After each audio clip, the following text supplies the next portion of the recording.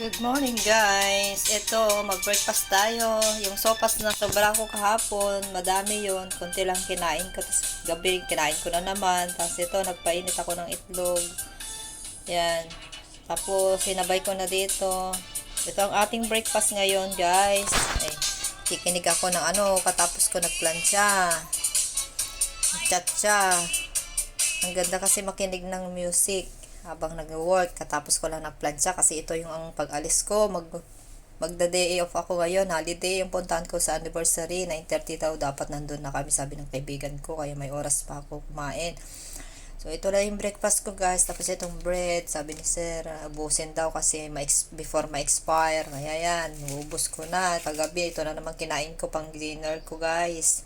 So, nagplansya ako sa yung mga ginamit nila bago umuwi. Kasi nakaplansya na ako kahapon yung mga unang nilaban ko noon, yung Biyernes ng hapon. Nagplansya ako kahapon ng umaga. Tapos yung siyempre yung pinagbihisan nila, yung plansya ko na naman ngayon.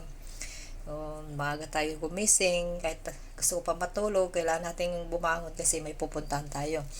So, magmamap pa ako mamaya at magwalis na lang ulit. Kahit nandito ako lang mag-isa, marami pa rin yung mga likabok pa din, saka yung mga buhok ko na nagkakalat.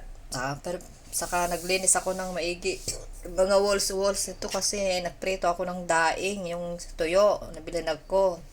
Tapos magmamap talaga ako ulit kasi maamoy ni amo. Natatakot tayo baka hanapin niya yung maamoy. Nasa freezer na yung tuyo ko, hindi na yung maamoy. Kaso lang yung mga usok-usok na lumipad. Maamoy dun sa kwarto nila kunti, kaya imamap natin doon. So, ito guys, magpapakita ko lang saglit. Kasi hindi pa ako talaga naligo. Naligo na ako kahapon, hindi na ako maligo ngayon kasi sinadya ko talaga maligo ng hapon pagkatas ko gumawa ng siopaw ay bago ko balutin yung siopaw. So, hindi na tayo maligo, magbibihis na lang. Maglilinis ng kunyang toothbrush, yun. O, alis na tayo, magpalit na tayo, ganun. Kasi ito, yung oras, importante din.